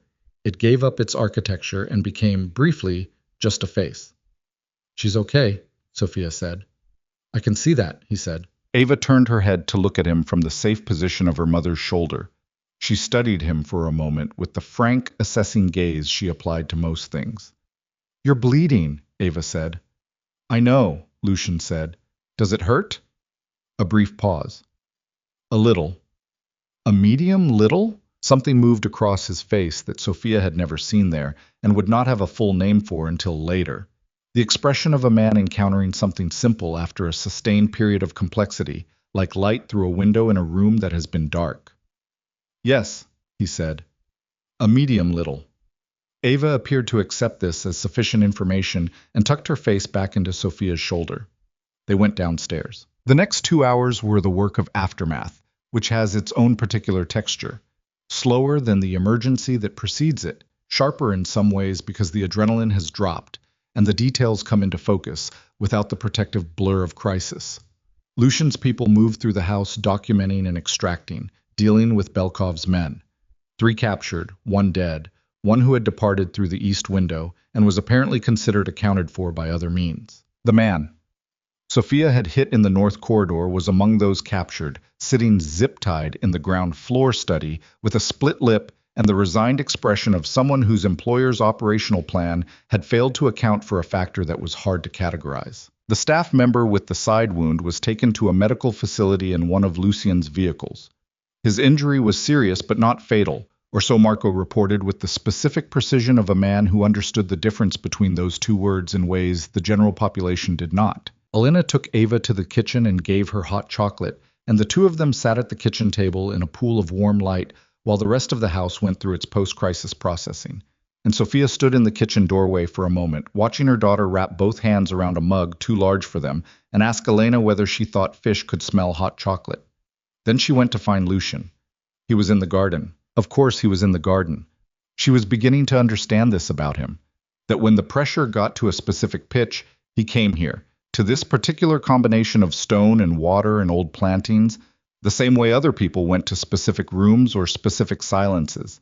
The fountain was still running, indifferent to everything that had happened within its earshot. The koi moved slowly in their pond under the security lights, their orange and white forms making their long, patient circuits. She stood beside him and didn't speak for a while. The rain had finally stopped. The clouds were still heavy, but the air had that particular post-rain quality, cleaned out, clarified, smelling of wet stone and winter earth, cold but not brutal. The sky to the east was beginning to show the faintest gray differentiation that would eventually become dawn. Belkov, she said finally. His financial network will begin receiving visitors from federal authorities within the next 6 hours, Lucien said. He had a cloth pressed to the cut above his eye, and he was looking at the fountain. The drive's contents were transmitted to 3 separate federal contacts before we left the port district. Sectors 1 through 16. You already had Sector 9 through 16, she said. The partition was a test, Lucien said, to see if Ryder would trade his last leverage under pressure. He passed it, she said, flat. He's alive, Lucien said. That's what passing looks like in his circumstances. She was quiet for a moment. What happens to him? Federal custody. The information he carried is enough to warrant protection. They'll want everything he knows about the network structure, which is more than what was on the drive. He glanced at her. He won't be a free man, but he'll be a living one. She thought about Ava asking about her father someday, in some future year, in some place that wasn't this. She thought about what that conversation would look like, what version of the truth was possible, what version was livable. She deserves to know he's alive, Sophia said. Whatever else. Yes, Lucien said. Not what he did, not the whole of it, but that he's alive. That's your decision, he said, and it's the right one. She looked at the fountain. The water fell in its constant loop, the same water returning to the same basin, which was either a closed system or a kind of persistence, depending on how you looked at it. Marco, she said. A beat. He reported back 2 hours ago, Lucien said. His voice had changed. Not much, but enough. The specific quality of a man discussing a wound he's already dressed and won't discuss the depth of. He was Belkov's source inside the operation, recruited 14 months ago. His family was the mechanism. She turned to look at him. He was still looking at the fountain. He's alive, Lucien said. He's contained. What happens next? He stopped. The pause was full of something she didn't try to open. His family is out. Whatever he did, his family wasn't choosing it. He was protecting them, she said. Yes. The word came out with an edge that wasn't anger, something more complicated, which doesn't change what it cost. She thought about the morning in this garden, the 2 of them on separate benches in the early cold, him talking about the 1,000 small decisions that led somewhere you didn't choose. She thought about how that had sounded like distance, and how she was beginning to understand it was the opposite. It was the closest thing to autobiography that a man like this would offer. I'm sorry, she said. He looked at her then. Direct, unguarded in a way he almost never was, the cut above his eye still showing at the edge of the cloth. Don't be, he said. It's the cost of building something in a world that charges for everything. She held his gaze. Is that what this is? Something you built? It's becoming that, he said. And the way he said it, not declarative, not certain, but with the specific careful quality of a man naming something fragile before he was sure it could hold weight, landed in her chest and stayed there. She looked away first, not because she wanted to, but because the alternative required a decision she wasn't ready to make in the garden at 5 in the morning after the night she'd had. The documents are still valid, she said. The new identities, the house overseas. Yes. You'd still honor that. I told you I make promises carefully, he said. That one stands. She breathed in the cold, clean air and looked at the eastern sky where the gray was shading, infinitesimally, toward something lighter. I need some time, she said. Take it. To think. To be her mother without also being... She gestured at the house, the grounds, the general territory of everything the last 5 days had been. without also being in the middle of all of this. I understand, he said. She looked at him. He was watching the sky now, the way you watch something you can't change and have decided to witness honestly. Do you? She said. He turned to look at her. You're asking me if I know what it's like to need to exist outside of what I've built, he said, outside of what I am. Yes. Then yes, he said. I know exactly what it's like. He paused. I've been looking for that exit for a long time. Something settled between them. Not resolution. Nothing in the last 5 days was resolved in the way that word usually meant. No clean edges, no absence of cost, but a recognition. The specific form of honesty that exists between people who have seen each other in circumstances that don't allow pretense and have arrived at something true about one another. The kitchen light was still on, visible from the garden. Through the window, she could see the small shape of Ava at the table with Elena, and Ava was drawing something now, a crayon in her fist, head bent over the paper with total absorption. Sophia looked at her daughter drawing at the kitchen table, while the sky went from black to gray to the first theoretical edge of something that might eventually be light. She thought about all of it. The apartment on Carver Street and the cracked window and the empty bottle of fever reducer and the wrong number she'd sent into the rain. The photographs of Ava at the playground, the word asset and the word collateral and the word cooperative. Ryder's voice saying that word as he stepped aside. The overturned table and the blown window and the drive in Lucien's hand and the safe room door opening on its chain. All of it. The whole architecture of 5 days that had dismantled a life and left her standing in a garden at dawn with a man she had no adequate category for, and a future that was a clean white space with nothing written in it yet. She thought about what it had taken to get here. Not the violence, not the danger. The other things. The moment she'd opened the door when she had no good options. The moment she'd picked up the phone and made her voice go steady.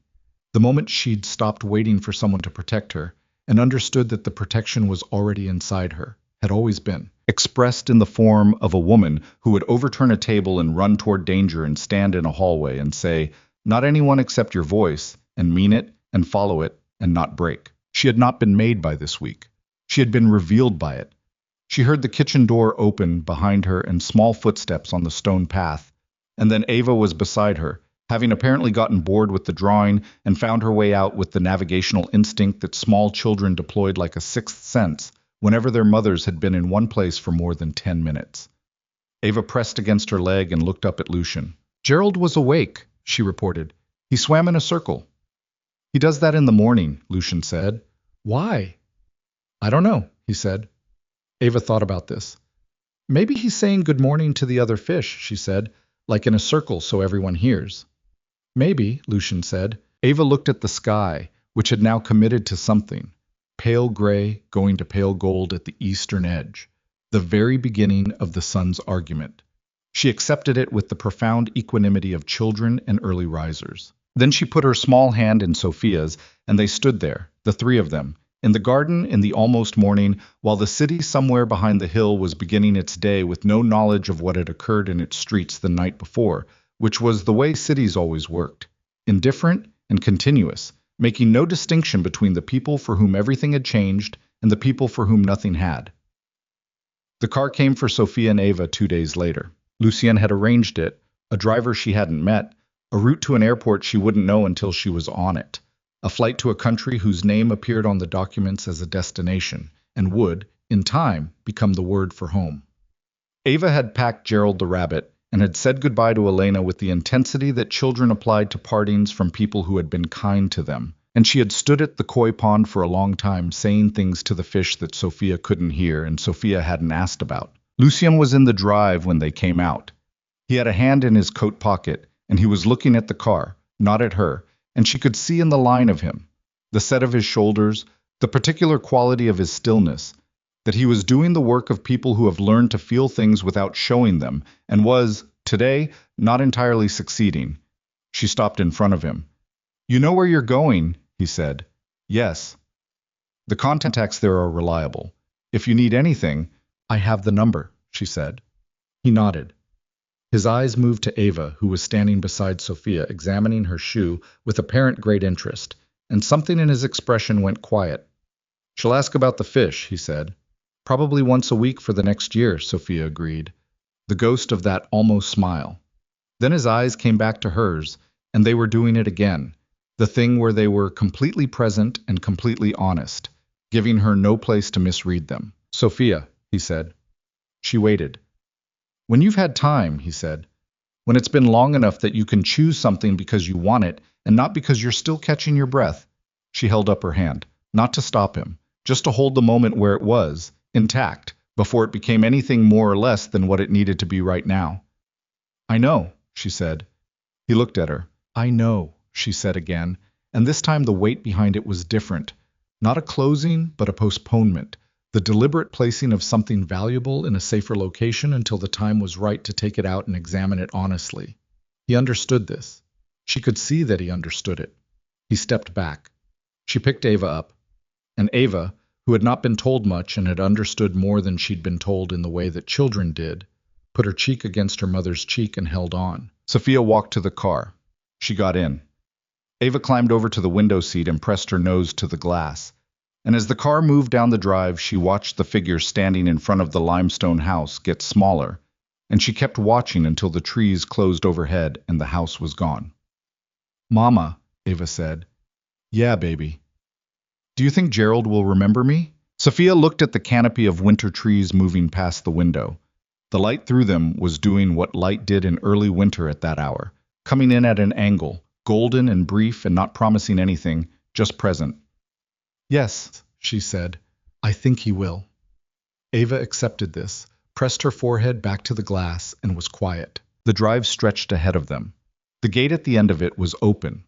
Beyond it, the road went into the city, and through it, and out the other side, and somewhere past that was an airport and a flight, and a front door to a house she'd never been inside, and a life that had not been written yet.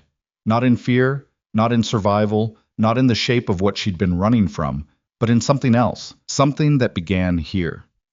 In a car at dawn, with her daughter's breath fogging the window and the faint sound of a city waking up outside, and the particular quality of silence between one thing ending and another thing not yet having a name. Sophia Hartwell looked at the road. She breathed in. She drove toward what was next,